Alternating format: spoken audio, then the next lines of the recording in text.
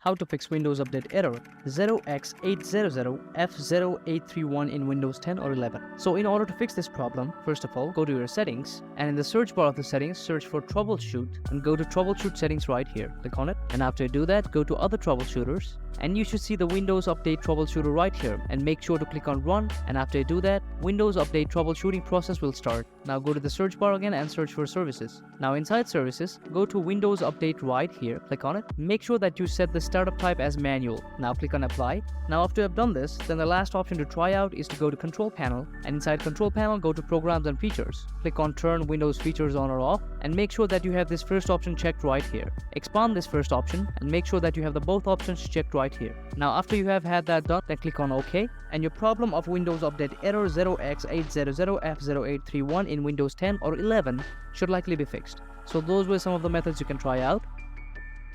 Hopefully you found this video helpful. Thank you very much.